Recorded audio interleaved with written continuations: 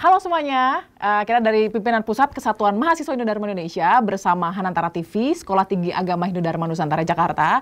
Kita mau video react gitu ya, video react tentang video yang akhir-akhir ini viral di semua grup-grup keluarga dan lain-lain gitu ya.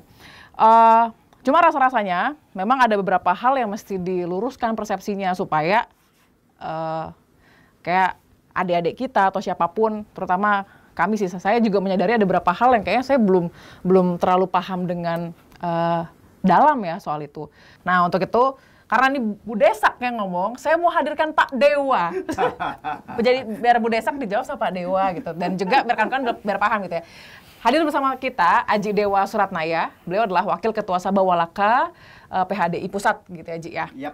Kita mau video react nih ya, kawan-kawan yoga juga. Mungkin kita mulai aja ya. Trimurti Brahma Wisnu Siwa, pencipta, pelebur, pemelihara. Nah, mungkin di situ dulu mulai aja ya.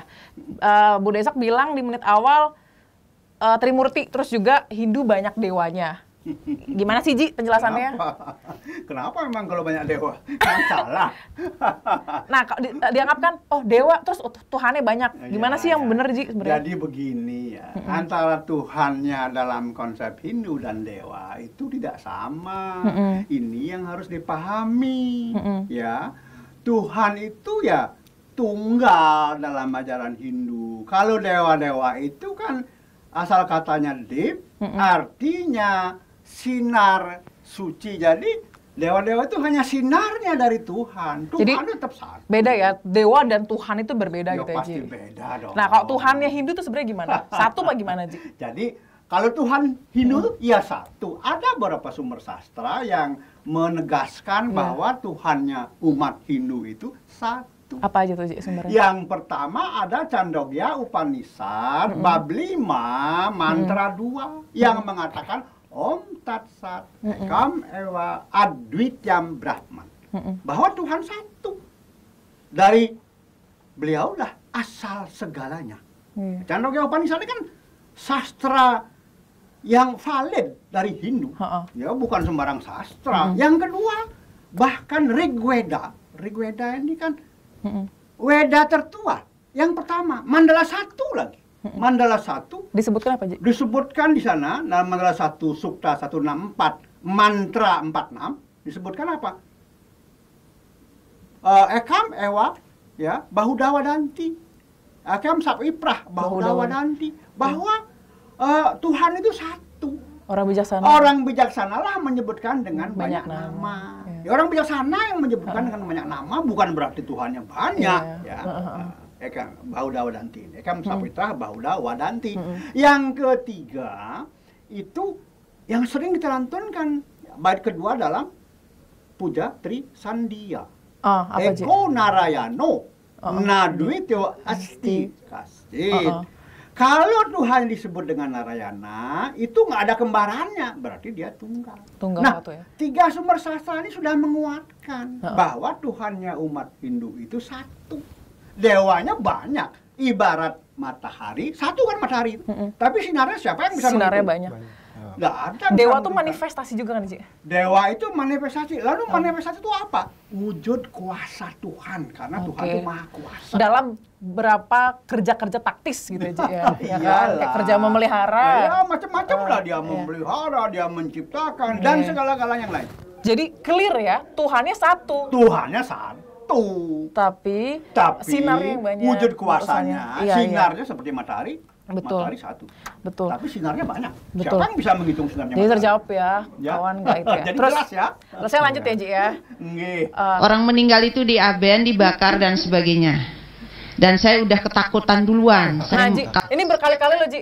Aben, dibakar, ketakutan. Jadi saya menangkap berkali-kali Bu Desak ini takut sebenarnya soal dibakar. Tapi saya juga jadi ketakutan bersama gitu. Gue takut nih kalau nanti jasad dibakar gitu. Memang kalau jasad dibakar terus jasadnya bangun tuh, aduh kepanasan gitu ya. Nah, emang jadi begitu?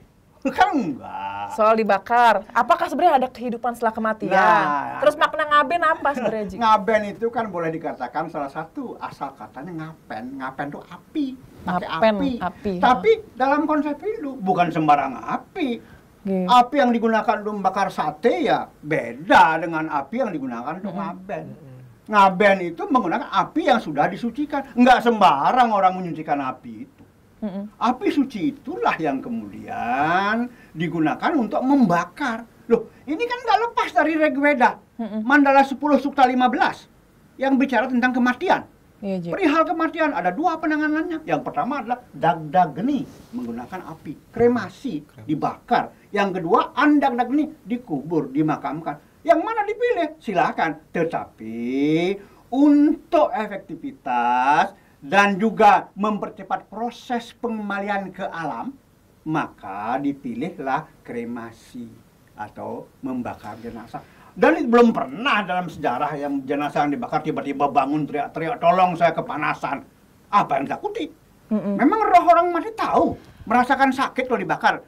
Sepanjang itu dibakar dengan api yang sudah disucikan. Kenapa harus dibakar? Kenapa dibakar? Mempercepat proses pengembalian unsur-unsur Terus tadi alam. Ibu bilang, dibuang ke laut. Kenapa dibuang ke laut?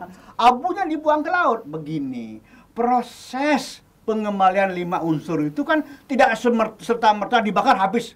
Apa saja unsurnya? Nah, waktu dibakar, unsur api dikembalikan dan unsur udara.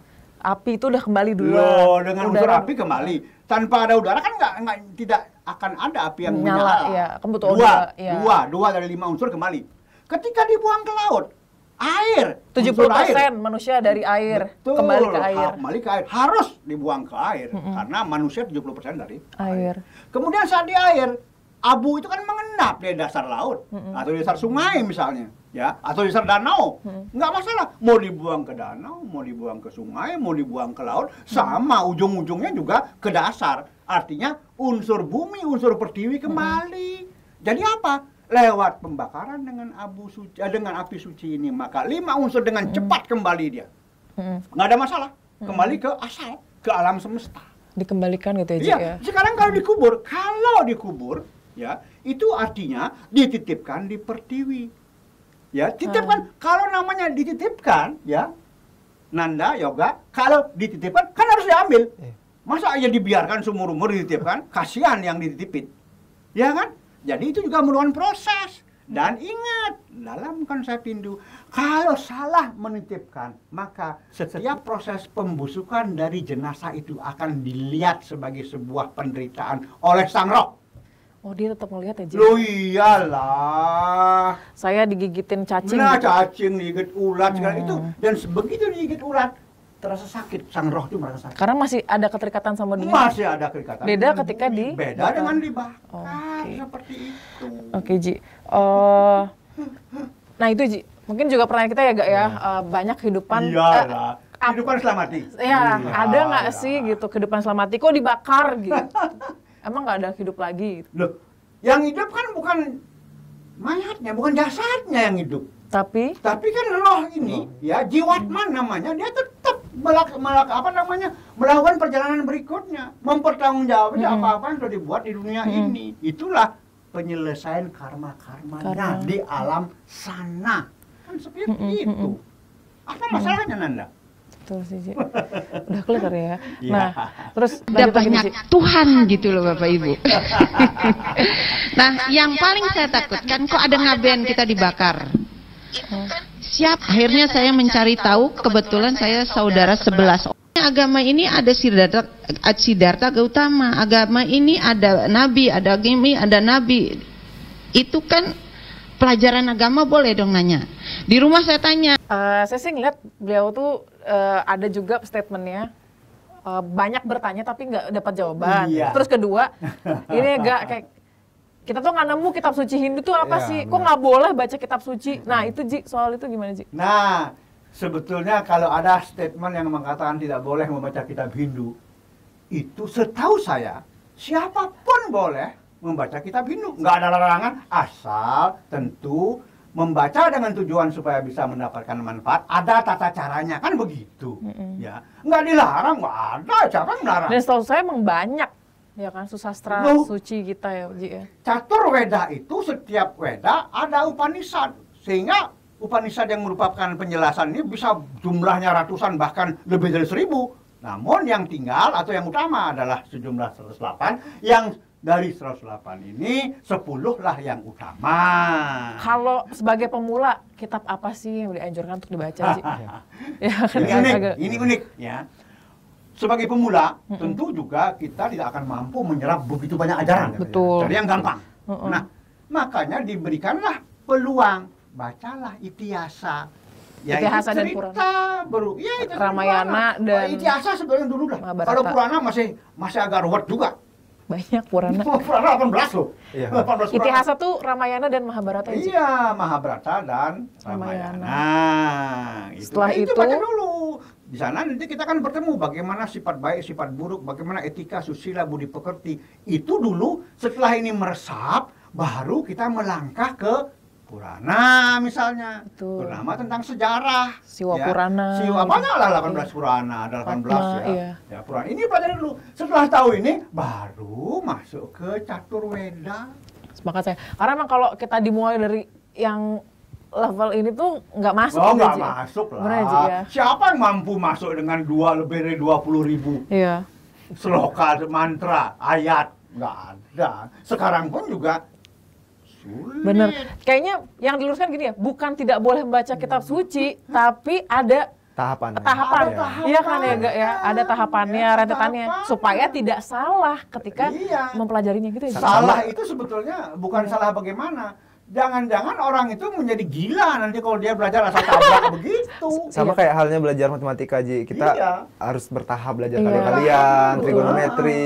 Itu jadi nggak Iya. bisa langsung trigonometri. Iya. Sekarang Sepakat. bayangkan aja ya, Nanda, Yoga ya, Ramayana saja 24.000 sloka. Gila. Bayangkan. Iya, Ji. Heeh. Bayangkan, 24.000 sloka loh. Padahal itu asalnya hanya 24 suku kata dalam Gayatri Mantra yang oleh Resi Walmiki melalui proses meditasi yang lama mampu beliau menjadikan 24.000 sloka. Bayangkan. Memang Hindu hanya sekitar 1.000 sloka apa? Enggak lah.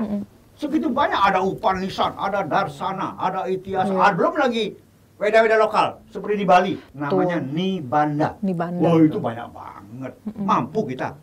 Ya, nggak mampu. Pelan-pelan. Pelan-pelan lah. Karena emang belajar agama tuh pelajaran seumur hidup gitu ya. Iya. Lanjut ya, Ji ya. Nggih. Nah, saya berpikir juga di situ. Kenapa saya kasta bawah, ksatria, bukan Brahmana. Di situ ada pendeta Hindu, Pak pendetanya, Pak. Nah, di situ ada pemujaan. Di pura besar itu bersama, di pura di rumah itu Merajan namanya.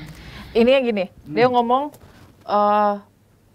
Hindu banyak sekali pakai sesaji. Terus? Nah, ini dia masuk ke ruang ritus ya, Ji ya. Ya. Kok di Bali banyak banget sesajennya, tapi kalau di India kok nggak ada. Itu terus apa sih makna sesaji sesungguhnya gitu. Sebetulnya di India bukan tidak ada. Tapi Ketika di India yang dominan adalah kaum Brahmana, banyak juga sajinya. Tapi ingat, India kan pernah mengalami penjajahan. Bayangkan, 800 tahun penjajahan oleh bangsa asing. jadi dia bergeser cara Loh, ritus ya, Ji gitu. Iya, bukan hanya bergeser, dihilangkan. Oh. Supaya beban masyarakat Hindu di India itu berkurang. Bukan tidak ada di India malah Nah, gila-gilaan. emang masa sebenarnya lalu. membebankan sesaji itu.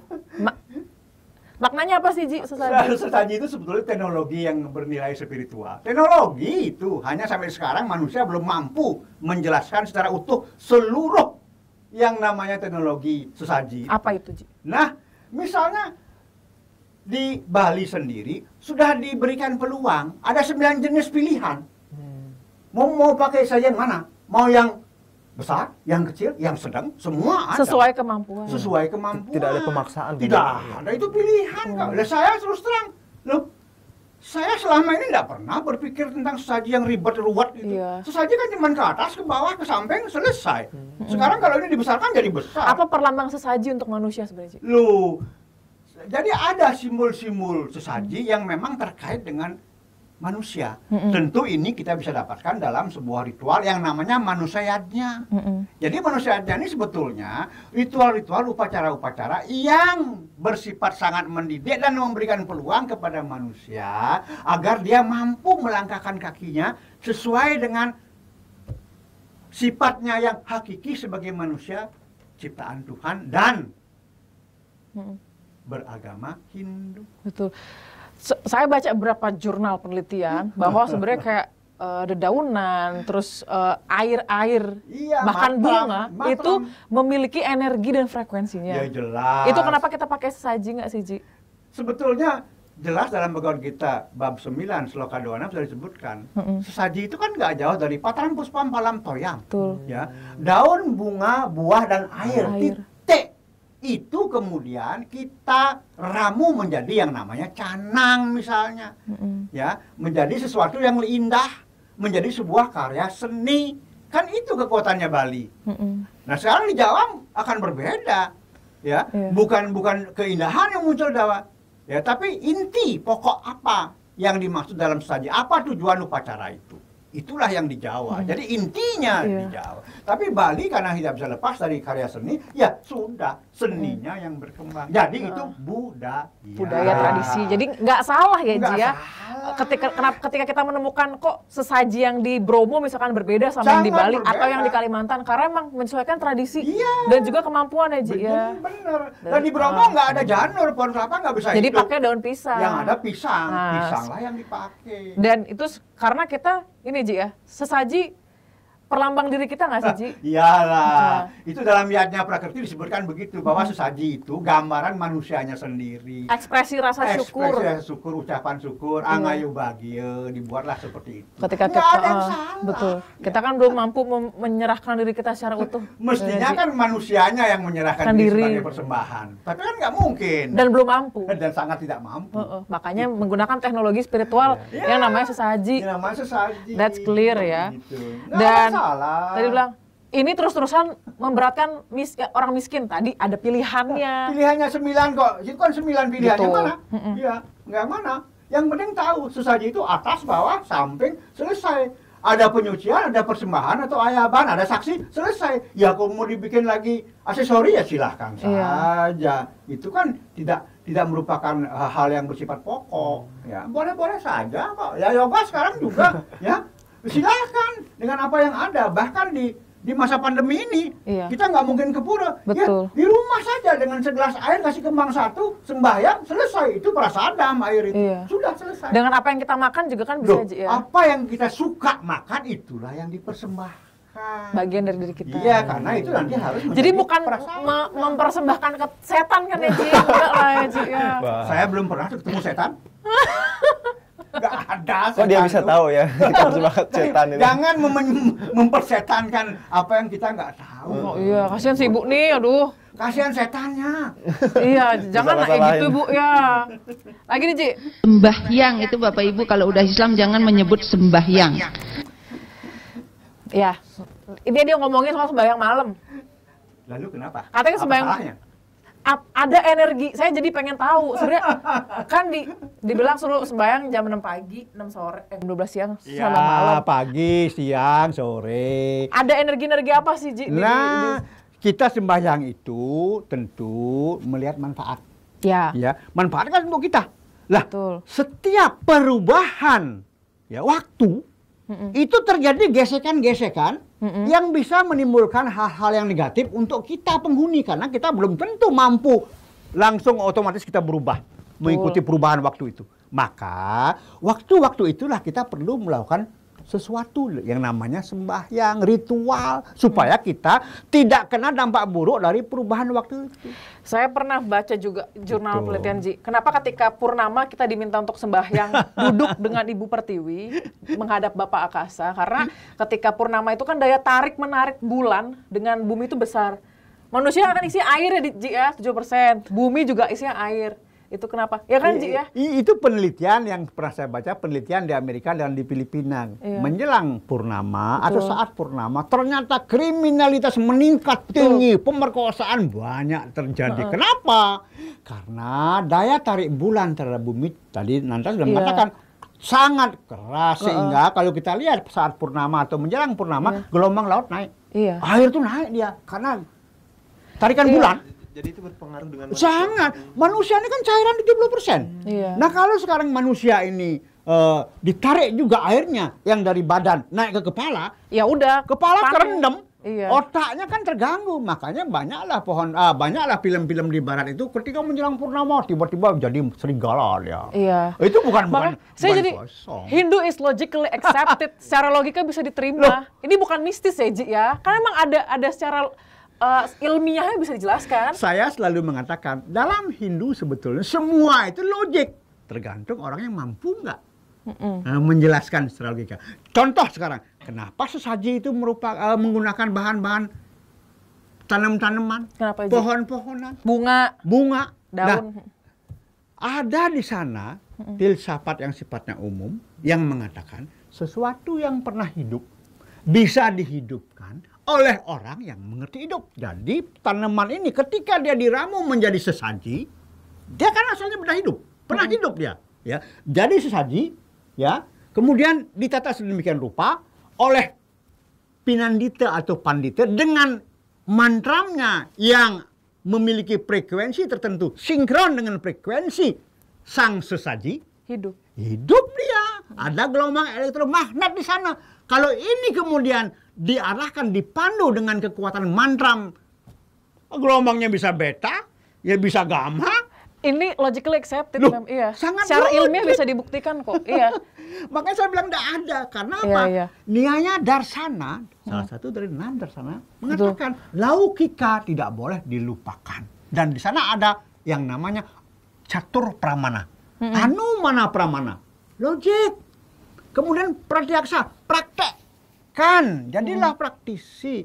Kemudian upamana, bandingkan ini dengan ini, itu dengan itu. Kemudian baru kita buka, ada nggak referensinya? Betul. Ada nggak literatur? Apalagi kita akademisi gitu apalagi mahasiswa Hindu. Sekarang mahasiswa kemudian mencoba hanya menganggap bahwa itu gaib, itu gaib. Ya, saya apa yang diucapkan sama Pinandita karena saya cari jurnal ilmiahnya mana. Iya. Udah banyak kok penelitiannya. Banyak penelitiannya Bu, asli. Ntar saya bagi deh penelitiannya. Beneran. Lanjut ya, Ji ya. Saya nggak mau saya siramin dengan kembang, Bapak. Saya masuk ke Bogor kan. Dia ngomong kembang. Lanjut ya, Ji. Mandi kembang. Itu enggak, saya nggak tahu apa nama istilahnya, cuma dibilang enggak, itu enggak ada pengaruhnya lah, malah yang bilang siapa nggak ada pengaruhnya. Tiap tanaman itu dia punya bahan kandungan kimia, ada alkaloidnya. Ini yang lagi hits soal air alkali. Air alkali. Ya, sekarang siapa yang megang paten itu? Mandi kembang itu. Amerika pegang patennya, padahal siapa yang punya? Kita yang punya itu. Yang sebenarnya sumbernya adalah dari tanaman-tanaman yang alkali itu aja ya? Iya, kandungan-kandungan kimianya, ada mineralnya, ada yang jelas ada alkalinya tanaman-tanaman itu. Dan itu banyak ditemukan di Indonesia. Loh, gitu. Karena kita... jenisnya banyak ya, tanaman kayak bunga-bunga. Itu kemudian ada yang namanya penglukatan atau lukar. Lukar itu penyucian. Penyucian bisa dari luar, bisa dari dalam. Jadi air kembang itu. Iya. Kalau dari dalam jadi tirta dia. Tirta kan air yang sudah berenergi. Iya. Orang Jepang namanya Masaru Emoto sudah membuktikan itu, bahwa air yang diisi doa kemudian dicek dengan ilmu mereka di Jepang, ternyata ini hidup air. Molekulnya beda emang. Beda dia, heksagonal dia. Bukan cuma air, Ji. Kan tanaman juga kalau kita ituin kan. Sekarang carilah benda yang ketika disentuhkan di daun nyala dia. Artinya apa? Oh, ada energi ini. Apa air kelapa ya, Ji? Tespen. Nah, air kelapa lebih gila. Kandungan mineralnya, kalium, kalsium, natrium, seng, fosfor, semua ada di situ. Caranya ngetes gimana? Kita tes sekarang air kelapa pakai water tester itu. Begitu disentuhkan ke air kelapa, bohlam itu pecah. Sementara air biasa, air aqua tidak pecah, hanya menyala bohlam itu. Berarti artinya kandungannya jauh besar. Loh, gila, siapa yang bisa membuat air seperti air kelapa itu? Itu ya, makanya kenapa saya kok di Tirta tuh ada bunga-bungaan nih. Bunga bisa nggak? Ternyata memang dia punya energi dan frekuensinya itu. Iyalah. Kenapa kandungan kita sembahyang pakai bunga? Ketika bunga dijepit begini, alam ini penuh dengan energi dewata yang namanya pawitrak. Pawitrak itu kalau difoto, orang mengatakan apa nih? Orbs. Bukan orbs. Ini pawitrak ini, kalau kita jepit dengan dua telapak tangan ini, kemudian kita baca doa, pawitrak ini kan masuk di titik pusat dari kembang itu. Maka sebetulnya kembang itu kalau dipakai sembahyang, jangan dirobek-robek. Utuh itu yang utuh, benar. iya. Karena dia baru dengan utuh baru bisa menyerap pawitrak itu. Dan pawitrak yang diserap itu akan memantul. Masuk kemana, Ji? Masuk ke adnya cakra ini. Pineal gland ya. Iya, di sini Mata nanti ketiga. ya, ini kan segitiga kosong ini ya. Nanti ketika itu terjadi akan ada mengalir cairan dari kelenjar pineal di belakang otak ini, mengalir ke depan. Cerebellum otak kecil. Ya. Saat itulah terjadi kontak antara yang dipuja dengan yang memuja. Gila, keren banget. Loh, ini asal penelitian loh. Kalau Anda ragu dengan ini, Anda panggil di Google SSRF, sebuah yayasan di Inggris yang sekuler yang meneliti hal-hal seperti ini secara sains. Iya. Ada ya SSRF ini. Iya, saya membaca yang memang energinya masuk jadi gelombang. Masuk gelombang Gitu. dia. Dan kita antar manusianya punya gelombang masing-masing kok. Ya, Ji, ya. Jelas. Lanjut ya, Ji ya. Nggih. Ke gunung kayaknya carut marut gitu loh. Sembayang ke gunung. Apa makna sembayang ke gunung? Orang-orang Bali seneng banget sembayang ke gunung. Kenapa? Begini. Iya, Ji. Memang salah ke gunung. Nah, Oke, sekarang gini. Gunung itu bukan kan cuma gunung dan laut. Lah, Kita dekat sekali. Sekarang gunung. Ya. Sekarang kalau kita tahu gunung itu apa? Apa sih yang berasal dari gunung? Kemakmuran dari gunung, air dari gunung, tumbuh-tumbuhan yang bermanfaat dari gunung. Semua berasal dari gunung. Dan kita butuh itu, gunung itu, sumber kehidupan. Dan dalam konsep Hindu ada yang namanya Siwa atau Lingga Acala, itu dari Siwa, itu di gunung. Kalau laut saudara, apa kita nggak butuh laut? Iya. Kalau nggak ada laut, anak-anak punya garam nggak? Lah, kita butuh garam nggak? Butuh, sangat butuh kita garam itu. Itu kalau secara fisik. Tetapi laut punya kemampuan. Kemampuan apa? Kemampuan menetralkan. Kayak apapun sampah ke laut. Entah dia bangke, mayat dibuang ke laut. Laut tetap asin kok. Laut itu katanya ini, Ji, yang buat membersihkan segala penyakit. Betul. Ya, makanya air laut selalu asin. Dan hebatnya lagi laut apa? Ikan-ikan yang hidup di laut nggak ada ikannya asin. Yang asin. Justru diasinkan ikan itu baru asin dia. Nah, Iya. jadi begini, cobalah berpikir secara normal bahwa kita membutuhkan gunung dan kita membutuhkan laut. Kita aja sering berkunjung ke gunung untuk menikmati suasana gunung. Iya. Loh. Penat gitu ya. Loh iyalah. Iya. Memang sekarang bandingkan saja. Anda sembahyang di pasar dengan sembahyang di gunung. Iyalah, Mana beda. lebih nyaman? Itu Iya. saja. Jadi jangan pernah kita ini mencela gunung dan mencela laut. Yang sumber Ya. kehidupan buat kita. Iyalah. Jangan hanya berpikir saya sembahyang di pasar saja. Karena saya sembahyang sambil menjual. Nggak bisa begitulah. Agama itu tidak menjual. Iya. Ya nggak menjual. Coba lihat, kalau pura-pura di Bali, hampir semua di gunung. Nggak ada di kota, nggak ada di pinggir jalan Dan raya memang begitu. frekuensi energinya beda. lah, sangat Ji, ya. beda. Iya. Ya, sayang ya kalau misalnya gunung kemudian Iya. dianggap Alam Bu, bareng-bareng ke gunung nanti. Ya kan kita menikmati alam. Kayaknya ini lagi penat juga ibunya nih kayaknya gitu. kasihan.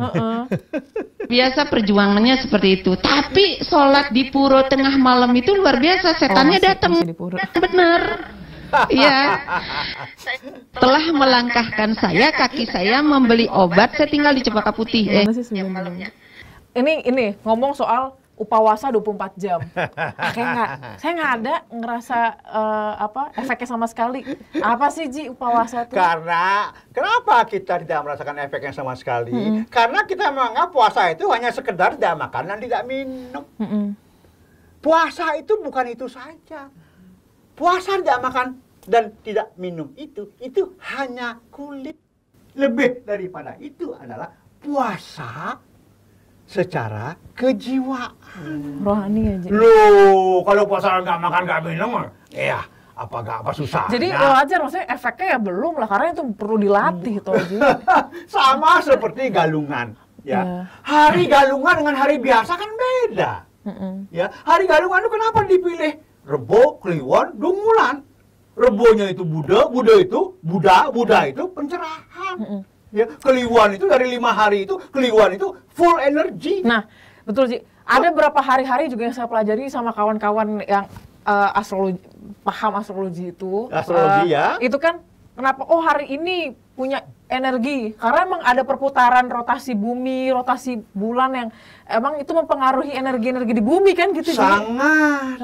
Contohnya saja ketika lahir dulu saya misalnya hari H, 210 hari kemudian putaran bumi dan bulan mengelilingi matahari akan membuat harinya persis sama atmosfernya dengan hari saya lahir dulu. Setiap 210 hari seperti itu.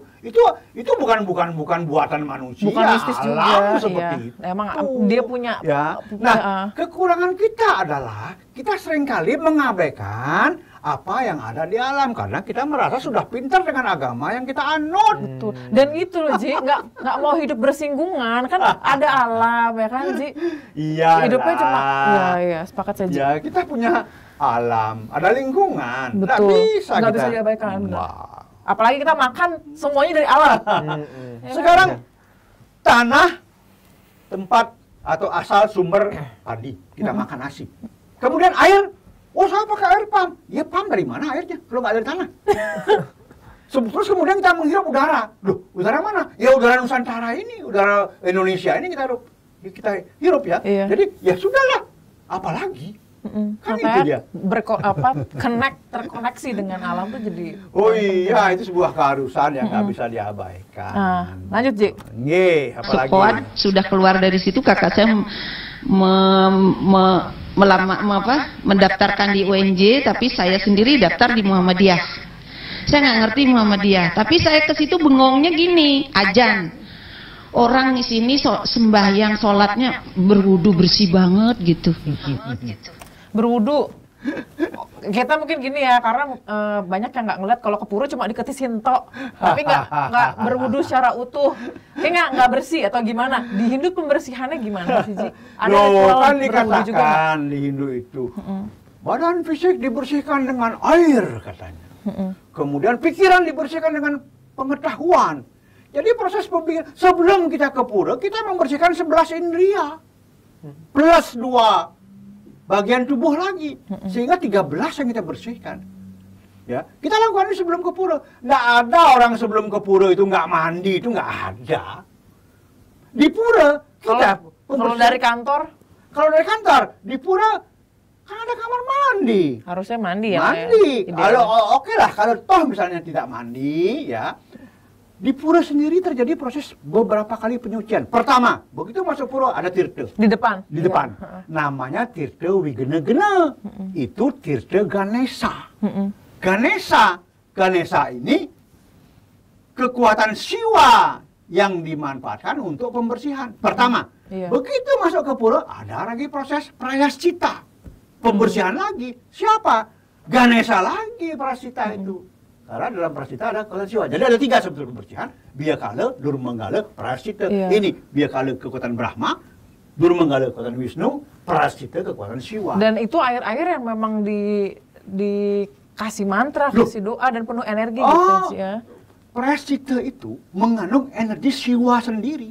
Tapi Ganesha sebagai pelaksana. Kedua. Ketiga, ketika kita mau sembahyang ada lagi Karasudana. Pembersihan lagi itu. Ya, pembersihan, ya. Malah ada pembersihan mulut, pembersihan lidah, semua ada sebetulnya. Iya, kita aja sih yang nggak belajar. Memang. 3 pembersihannya apa nggak cukup? Karena ketika kita masuk ke pura, kalau dikatakan, di pura ada setan-setan. Setan yang mana di pura? Orang Mandala Utama itu rumahnya Siwa kok. Iya. Ya, jadi kalau Anda masuk ke Mandala Utama dengan niat tidak baik, maka Anda akan menjadi setan sendiri. Iyalah kita sendiri. Iyalah. Makanya pintu utama pura yang namanya Kori Agung, pintunya kecil. Dan satu pintu hanya seorang yang masuk. Artinya apa? Hanya orang-orang pilihan yang sudah siap secara rohani boleh masuk pura karena ini adalah rumahnya Siwa. Nah ini orang tidak paham ini. Betul. Ini nggak paham ini. Jadi kalau Anda masuk ke pura dengan niat awal yang tidak baik, Anda lihat di sana di atas pintu itu ada relief yang menyeramkan. Ada juga ada patungnya. Ada apanya? Itu bukan berarti mereka jahat, mereka setan, mereka berhala. Bukan. Artinya, awas ya. Kalau Anda masuk ke dalam dengan niat tidak baik, tahu sendiri. Iya. Itu ada sensornya di Dan situ. bukan, iya betul. Bukan cuma keburu ya, semua Bukan tempat. cuman- Semua tempat juga emang harusnya punya niat yang benar juga. Iyalah, seperti itu. Kemanapun kita pergi, niatnya harus baik. Jangan sejak awal sudah niat buruk, maka Anda akan menemukan yang buruk. Bukan Anda menemukan setan, Anda yang menjadi setannya. Ini yang bahaya sebetulnya. Lanjut aja ya. Dupa, tahu kan dupa? Ya, sama mungkin kalau orang Buddha ya Pak ya, pakai dupa. Nah, kakak saya sembahyang di depan. Pakai dupa. Pakai dupa. Apa sih? Dulu sebelum kenal dupa, kita pakai menyan. Nah, itu sih. Nah, pakai pasepan namanya. Iya, apa sih mau manggil setan nih? Nah, Apa tuh? pertanyaan saya, apakah hanya orang Hindu yang pakai pasepan? Maaf, saya nggak mau menyinggung agama lain. Saya pernah menyaksikan sendiri kok. Bukannya Pakai Hindu pakai pasepan pasepan. Iya, orang berkumpul. Kemudian ada yang lewat membawa mangkok besar. Ada pasepan semua ngambil asap-asapnya. Saya nggak mau bilang siapapun itu. Apa sih maknanya, Ji? Apa sih makna? Apa sepan sama pembersihan dengan panas, dengan api. Oh. Dupa itu sebetulnya, kenapa? Waktu sembahyang kita, keramain sembah, ayo tangannya diasepin, maksudnya Asepin. apa? Pembersihan dan siap untuk mencakupan tangan melakukan Saya penyembahan. agak bingung. Ada pembersihan dengan air? Kan familiar kita mandi-mandi bersih, penyucian dengan air. Api itu bisa menyuci. Loh, semua api bisa menyucikan, tanah bisa menyucikan, angin bisa menyucikan, semua bisa menyucikan. Karena kita punya unsur itu. Nah, pinter. Oh, baru paham. Semua unsur bisa menyucikan. Iya. Ya, yang mana? Coba di padang pasir nggak ada air. Apa dia pakai membersihkan ketika orang buang air kecil? Pasir. Di padang pasir. Pasir dipakai. Pertiwi dipakai. Oh, itu kenapa? Oh iya. Ya, asap ya. saya nggak mau meributkan itu. Saya juga bukan tidak tahu. Saya 10 tahun belajar, 17 tahun saya nggak pernah ke pura kok. Saya belajar di luar Hindu. Berarti Mbak Aji juga dapat referensi dari yang lain ya, Ji? Ya? Loh, iyalah. Oke, lanjut ya, Ji ya. Yoga, jangan tegang, santai aja. Serius ini. Tidak ada yang perlu ditegangkan, serius boleh. Reinkarnasinya, bukan manusianya yang saya takutkan. Ini. Reinkarnasi itu hidup setelah mati. Jadi roh kakek saya katanya numitis ke badan saya. Bagaimana mengeluarkan itu? Saya rukiah sendiri. Reinkarnasi, numitis, punarbawa. Nah, lanjut, Ji. Orang Jawa mengatakan Dia takut banget katanya reinkarnasi. Kenapa takut banget? Memang dia bisa mencegah? Nggak bisa. Jadi kita juga salah.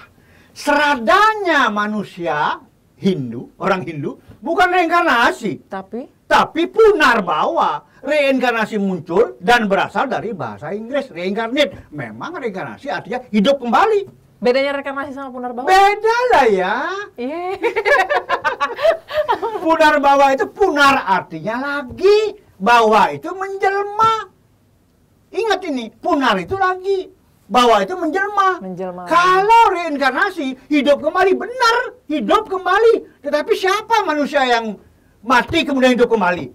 Satu si kakek mati, hidup kembali. Itu reinkarnasi. Mati Kalau suri. punar, iya mati suri kan matinya bohong-bohongan. Hidup, mati lagi. Nah, mati hidup lagi. Nah, punarbawa nggak seperti itu. Punarbawa ini, kalau reinkarnasi ini hidup kembali, satu kakek mati bisa hidup jadi satu lagi manusianya, nggak lebih.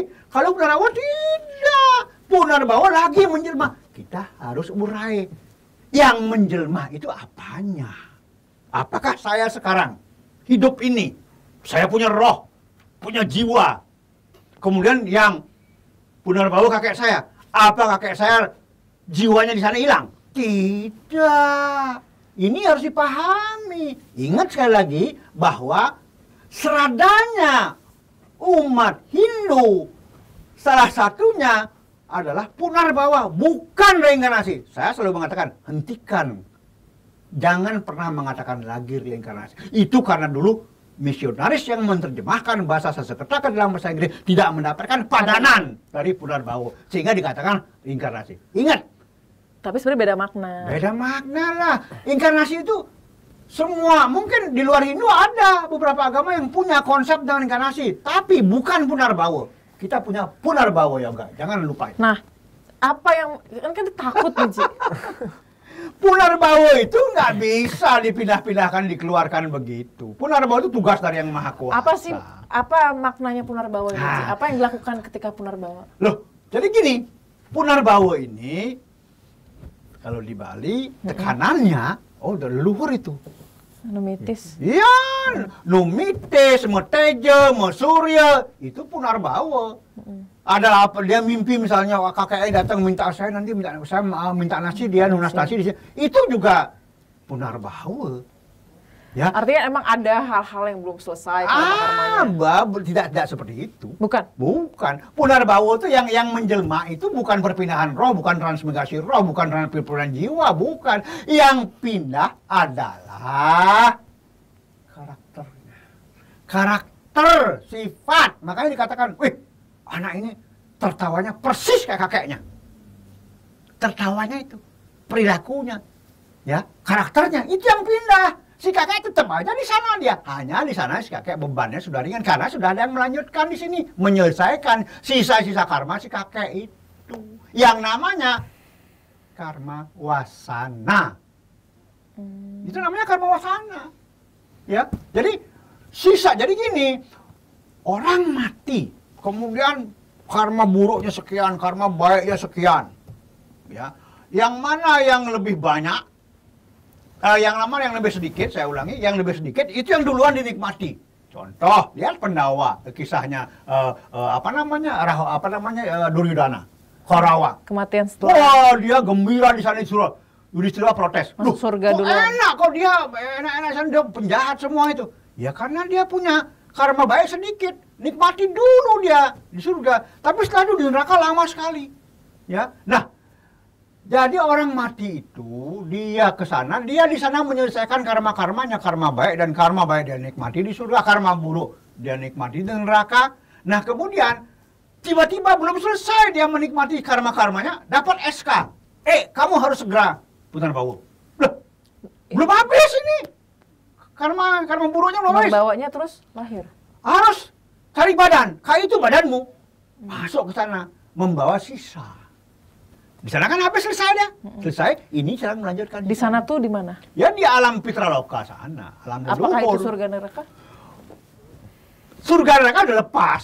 Salah satunya. Sudah lepas dia, surganya sudah selesai, makanya dia lahir. Kan begini, kalau kamu surat izinnya di surga sudah selesai, maka kamu harus meninggalkan surga. Kalau misalnya dia duluan seperti Kaurawa, seperti Kaurawa, dia menikmati nerakanya dulu, habis neraka, habis surga, ya dia menikmati surganya dulu, habis surga dia pindahkan neraka. Habis neraka kemana lagi? Nggak mungkin balik ke surga. Kamu harus lahir. Iya. Tetapi ada kalanya belum habis nikmat di neraka, sudah harus lahir dia. Kamu harus lahir itu. Nggak bisa. Ada juga jiwa-jiwa yang tidak tahan menikmati neraka di sana, minta saya lahir aja deh. Oh, iya. Boleh kamu lahir, tapi dengan syarat kamu bayi hoton. Ini di Jawa biasanya begini. Kamu bayi hoton nanti ya. Oh iya, yang penting saya lahir. Dengan ritual-ritual. Jadi ini yang saya baca emang sebenarnya surga neraka tuh transit aja Ji ya. Dan emang kenapa harus dilahirkan yang harus dibayar? Kan bagian dari proses peningkatan kualitas hidup gitu. Iya, peningkatan kualitas jiwa. Kualitas jiwa. Kalau nggak diproses kayak gitu, ya gitu-gitu aja kualitas jiwa. Nggak meningkat kesadarannya. Nggak meningkat kesadarannya. Saya sepakat, makanya harus memang melewati proses-proses itu. Loh iyalah. Iya. Jadi bukan nggak ada nggak ada kehidupan, ada. Iyalah, gitu. ada. Saya kira semua agama begitu kok. Iya. Ya. Nah, terakhir nih Ji, yang karena saya juga akan jadi ibu, jadi saya lupa di menit keberapa, tapi beliau ngomong kayak gini. Ngomongnya gimana? Beberapa kesamaan upacara-upacara masih Hindu terbesar di Jawa lari ke Bali. Implementasinya Islam, tapi di upacaranya masih yang. Nah, dia ngomong soal berapa upacara yang sama. Contoh, ketika meninggal ada berapa hari. Yang dia bilang ini, ada upacara 7 bulanan. Terus? Kenapa kitanya yang diupacarain gitu? Terus? Harusnya kan ibunya ditingkatkan kualitas SDM-nya. Setahu saya itu kan janin kan sudah hidup ya Ji, ya di dalam kandungan. Oh iya, 7 bulan udah lengkap. Nah, dia diupacarain, dibacain mantra. Apa sih pengaruh mantra untuk bayi, untuk kandungan? apakah benar tidak berpengaruh dengan SDM-nya? Gitu Haji. Sebetulnya semua doa-doa pendek ataupun panjang, kecil ataupun besar, semua berpengaruh kepada manusianya. Tidak ada yang tidak berpengaruh.